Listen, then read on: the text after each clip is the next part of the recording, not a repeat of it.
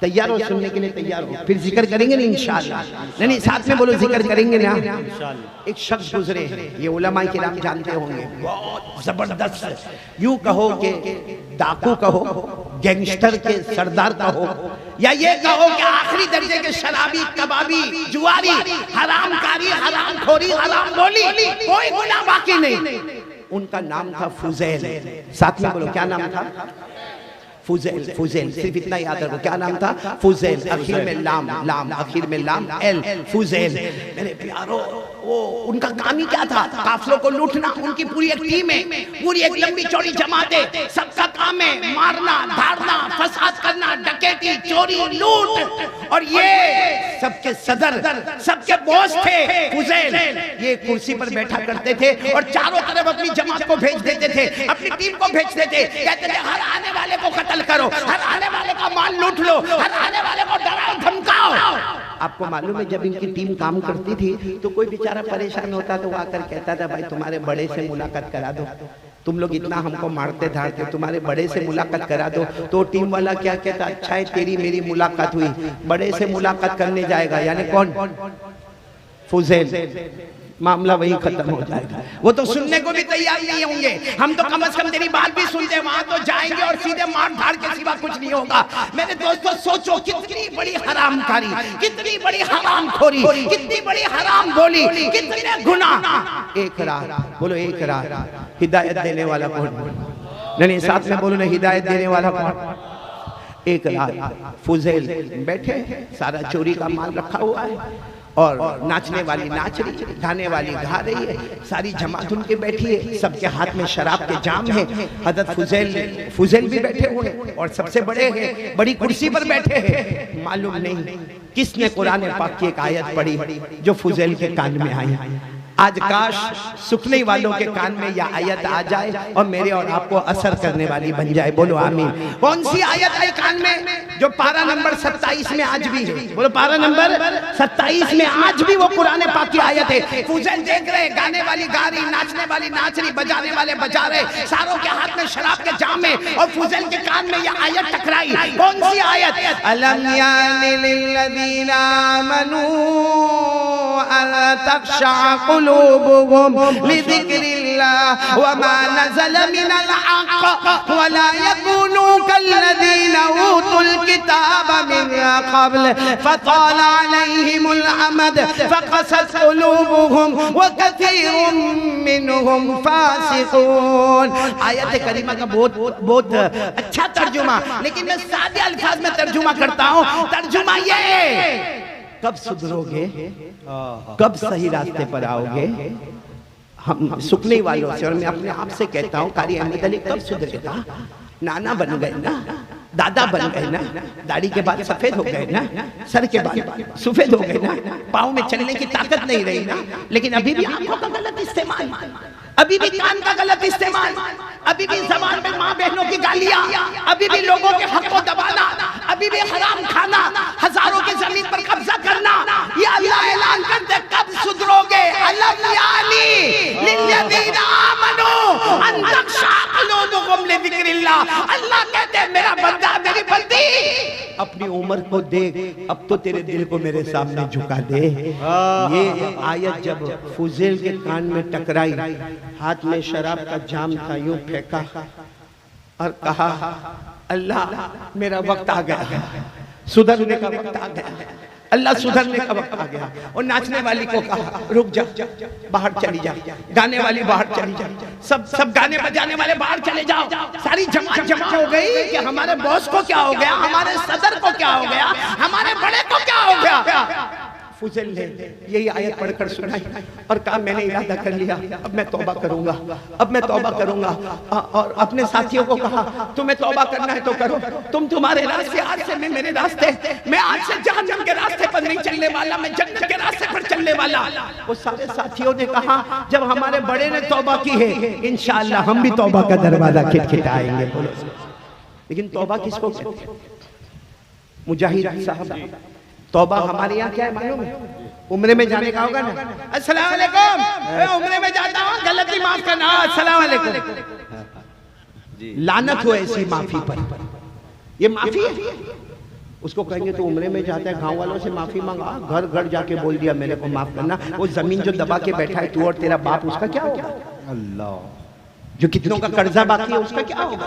किसी को माँ बहन की तूने गाली दिया था उसका क्या होगा? किसी के ऊपर हाथ उठाया तो उसका क्या होगा? किसी के साथ तूने बदतमीजी से बात किया उसका क्या होगा? मेरे प्यारों, इतना कहने से कि उम्रे पे जाता माफ करना, और वो भी बेचारा सामने कहता है उम्रे पे जाता नबी के रोजे पे मेरा सलाम बोल देना और मैंने माफ किया। ये माफी नहीं है मेरे दोस्तों, ये लानत वाला काम है जो हमारी फॉर्मालिटी है। हमारे इस्लाम में फॉर्मालिटी नहीं है, रियलिटी है।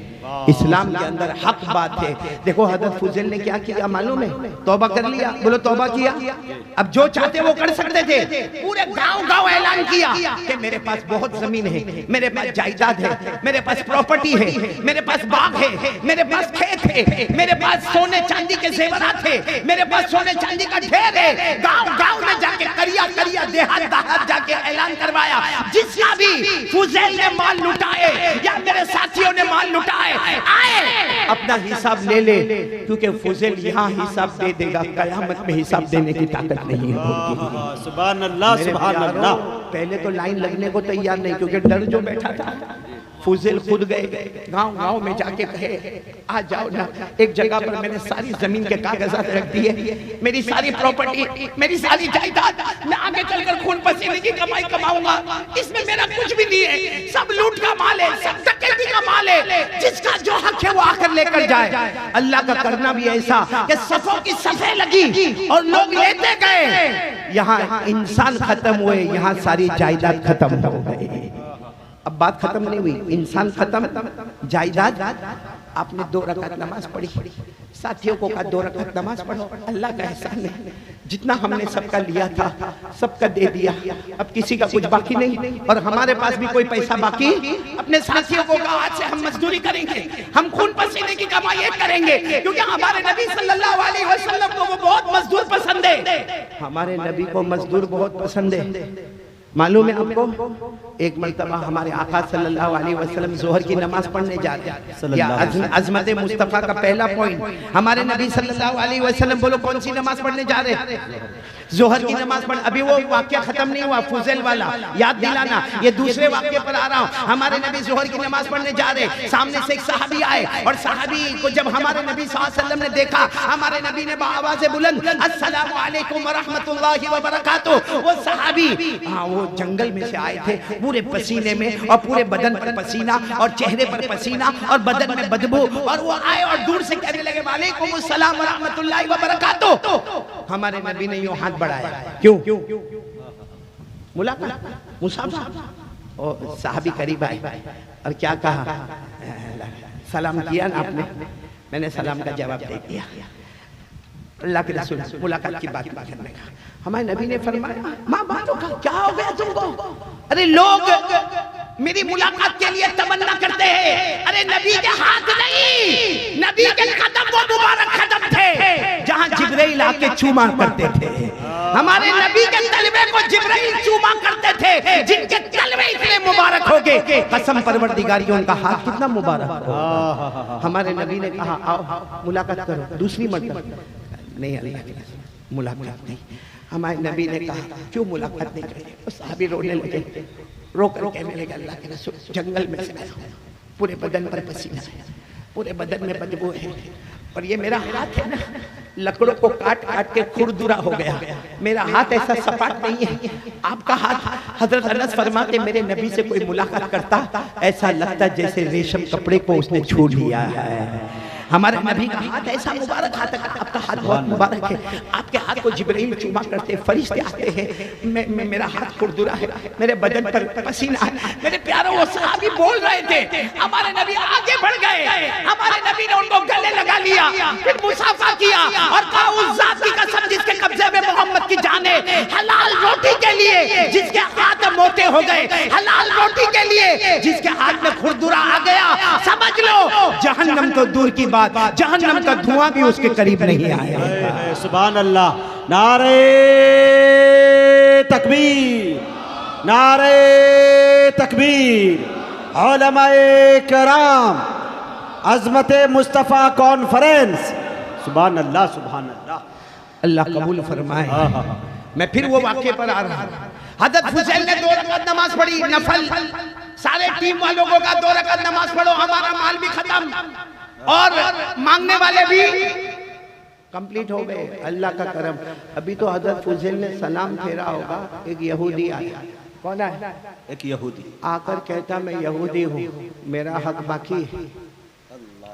हजरत फुजैल, सच बताओ उस वक्त आदमी को कितना अफसोस होता। कहते अच्छा तुम्हारा हक बाकी है, अब तो मेरे पास कुछ भी नहीं है, लेकिन जो भी तुम्हारा हक बाकी है लिखवा लो, हम लिख लेंगे, मैं और मेरे साथी कमा कर आपको कुछ दिन में पहुंचा देंगे, लेकिन तुम्हारा हक क्या बाकी है? उस यहूदी ने कहा मुझे पहचाना नहीं, वहाँ दूर मेरा एक बाग है, कौन मेरे बाग में बहुत सारे फल वल आते हैं, आप और आपकी टीम आते थे मेरे बाग में और मेरे अच्छे अच्छे फलों को आप लोग तोड़ते थे और मैं कोने में बैठकर देखा करता था, क्योंकि मुझे मालूम था कि अगर मैं कुछ कहूंगा तो तुम मुझे मार डालोगे। तुम मेरा बाग, मेरी जमीन, मेरा पानी, मेरा दरख्त, मेरा पत्ता, और तुम आके फल तोड़ते थे, कभी कभी जूस बनाते थे, कभी कभी पीते थे, कभी कभी खाते थे, और तुम फुजैल तुम तो बीच में कुर्सी में बैठकर मुझे देखकर हंसते थे, क्या तुम मुझे भूल गए? फुजैल ने कहा सब याद है, कितने फ्रूट, कितना जूस, लिख लो, हम तुम्हारा हिसाब चुका देंगे। बोलो सुभान अल्लाह। ये तौबा है। उसने क्या जवाब दिया मालूम? कहा मैं यहूदी हूँ, मुझे कुछ नहीं चाहिए, मुझे सिर्फ एक काम चाहिए। कहा क्या काम चाहिए? कहा ये पहाड़ नजर आता है, पहाड़। अब वो जाहिर बात है पहाड़ी इलाका था, तो फुजैल ने कहा नजर आता है, बरसों से नजर आता। कहा उसको 10 कदम हटा दो, मेरा हक पूरा हो जाएगा। पहाड़ को 10 कदम हटा दो। हजरत फुजैल ने कहा कैसी बातें करते हो? और सच बताओ अगर फुजैल का वो जमाना होता तो यहूदी ऐसा बोलता नहीं, और अगर बोला होता तो उसके कितने टुकड़े हो गए होते। फुजैल ने कहा ऐसी कैसी बातें करते हो? पहाड़ हटाना क्या इंसान के बस की बात नहीं है, हम नहीं हटा सकते पहाड़ को। यहूदी ने क्या जुमला कहा मालूम? मत हटाओ, मैं यहूदी हूँ, कयामत में तुम्हारे नबी को तुम्हारी शिकायत करूंगा, कयामत में तुम्हारे नबी को तुम्हारी शिकायत करूंगा कि तुम्हारे उम्मती ने मेरा हक मारा था। हजरत फुजैल जो ज़ारों कतार रोए, मालूम है क्या किया? अपने साथियों को कहा नामुमकिन है, पहाड़ नहीं हटेगा, लेकिन ले लो कुल्हाड़ी अपने हाथ में ले लो। सारे साथियों को कहा कुल्हाड़ी लो और जाकर पहाड़ के पत्थर को तोड़ो, मैं खुद भी तोड़ता हूँ। तोड़ते जाओ, 10 कदम दूर लगाते जाओ, तोड़ते जाओ, 10 कदम दूर लगाते जाओ। आपको मालूम है मेरे प्यारों, वो साथी और हजरत फुजैल सिर्फ पानी के घूंट पीते गए। किताबों में लिखा 48 घंटे पत्थर तोड़ते गए, 10 कदम पहुंचाते गए, पत्थर तोड़ते गए, 10 कदम पहुंचाते गए। 48 घंटे के बाद फुजैल बैठे, अभी तो कुछ भी हुआ नहीं है, कहने लगे अल्लाह मैं हार गया, अल्लाह मेरे साथी हार गए, अल्लाह तेरे सिवा कोई नहीं, अल्लाह मैं गुनहगार, अल्लाह बेशक मैं गुनहगार, अल्लाह मैं शराबी कबाबी जुआरी, लेकिन अल्लाह मुझसे ये काम नहीं होता। बस इतना कहा, एक हवा चली, एक तूफान आया, एक धुआं उठा, कुछ देर के लिए धुआं उठा, उसके बाद में जब सबकी आंख खुली पहाड़ 10 कदम दूर पहुंच चुका था। बोलो सुभान अल्लाह, सुभान अल्लाह। 10 कदम दूर पहुंच चुका था। फुजैल दौड़े दौड़े गए, वो यहूदी को लेकर आए, मेरा अल्लाह बहुत प्यारा है, पहाड़ यहाँ था, 10 कदम दूर आ गया। पहले इतना साफ नहीं था, अब उससे ज्यादा साफ नजर आता है। पहले उसके पत्थर पे दाग और निशान था, अब उसके पत्थर पे नूर ही नूर नजर आता है। सुभान अल्लाह, सुभान अल्लाह। तो यहूदी कहता है एक काम और बाकी है।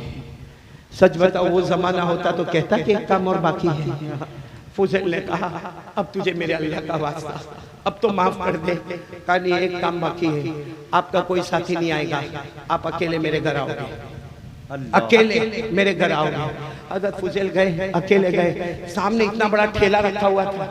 कहा वो जो ठेला है उसमें सोने के डल्ले भरे हुए हैं, बड़े बड़े सोने के टुकड़े हैं, लाओ फुजैल वहां से उठाओ, यहाँ लाओ और उसकी गिरहें खोलो और गिन के बताओ कि कितने सोने के डल्ले रखे हुए हैं। और फुजैल ने कहा मुझे नहीं चाहिए, मुझे 1 रुपया भी नहीं, आप ये सोने के डल्ले मेरे को कहा तुझे नहीं देना है, मजदूरी करना है, मजदूरी। तो कहा ये तो आप भी कर सकते, कहा नहीं लेकिन तुझे करना है, जाओ। फुजैल गए, वो इतना बड़ा ठेला, इतना बड़ा ठेला रखा हुआ था, अपने कंधे पर यूं लादा, 2 दिन के भूखे थे, आए लाके ने सामने रखा, कहा उसकी गिरहें खोलो, गिरहें खोला तो चमकता चमकता सोने का टुकड़ा निकलता गया। बोलो निकलता गया, निकलता गया। हजरत फुजैल ने कहा मैं बहुत गुनहगार हूँ, अब मुझे जाने दो, मुझे अल्लाह से माफी मांगना है। अब मैं 48 घंटे हो गए खाना नहीं खाया, मैं कुछ मजदूरी करके खाना खा लूंगा, अब मुझे जाने दो, ये सोने का डल्ला मुझे नहीं चाहिए, मैं अल्लाह के सामने तौबा कर गया। तो यहूदी के तो एक और काम है।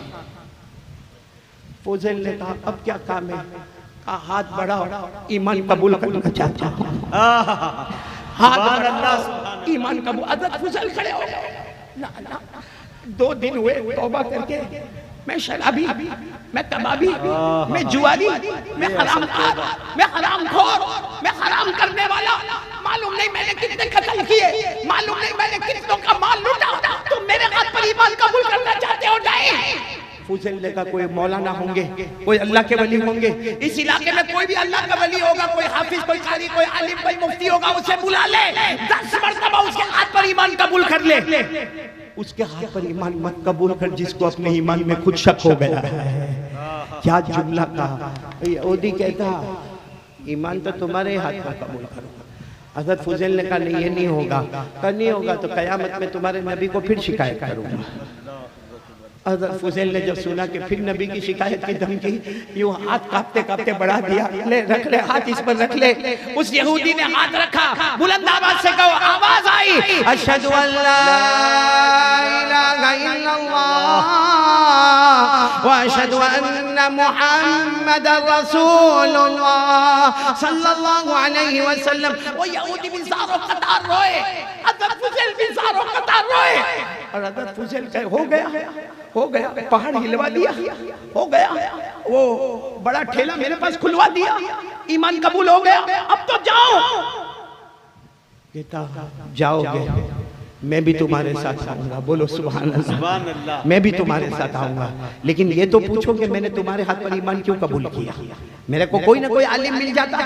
अरे हमारे गांव में, इलाके में, देहात में कोई हाफिज, कोई कारी, कोई आलिम, कोई मुफ्ती, कोई मुजव्विद मिल जाता, मैं उसके हाथ पर ईमान कबूल कर लेता। मैंने तुम्हारे हाथ पर ईमान क्यों कबूल किया? फुजैल ने कहा वही तो मेरी भी समझ में नहीं आता कि तूने मेरे हाथ पर ईमान क्यों कबूल किया। तो उस यहूदी ने कहा मैं आलिम हूँ, तौरात में लिखा हुआ है आखिरी नबी आएंगे। बोलो सल्लल्लाहु अलैहि वसल्लम। हर किताब में लिखा हुआ है आखिरी नबी आएंगे। कुरान में लिखा है कि हर किताब में लिखा है कि आखिरी नबी आएंगे। व मुबश्शिरन बिरसूल याती मिन बाद इस्मुहु अहमद। हर किताब में लिखा है आखिरी नबी आएंगे, नाम मोहम्मद और अहमद होगा। वो यहूदी कहता है मैंने तौरात में पढ़ा है आखिरी नबी आएंगे, और मैंने ये भी पढ़ा है आखिरी नबी का कोई भी उम्मती सच्ची तौबा करेगा, अल्लाह उसके हाथ से पहाड़ को भी हिला देगा। क्या बात। और उसी तौरात में लिखा है, उसी तौरात में लिखा है कि आखिरी नबी आएंगे और उनका उम्मती सच्ची तौबा करेगा, वो नामुमकिन को मुमकिन करेगा। अरे वो मिट्टी पर हाथ रखेगा, अल्लाह उस मिट्टी को सोने का टुकड़ा बना देगा। वो यहूदी ने कहा वो जो तुम ठेला लेकर आए उसमें मैंने मिट्टी रखी थी, वो जो तुम ठेला लेकर आए उसमें मिट्टी के डल्ले रखे थे, तुमने हाथ रखा खोला सोने के डल्ले बन गए। यहूदी कहता अल्लाह की कसम आखिरी नबी का इस वक्त जो सबसे प्यारा उम्मती होगा वो होगा जिसके हाथ पर मैंने ईमान कबूल किया है। सुभान अल्लाह, सुभान अल्लाह। मेरे दोस्तों ये है तौबा, वो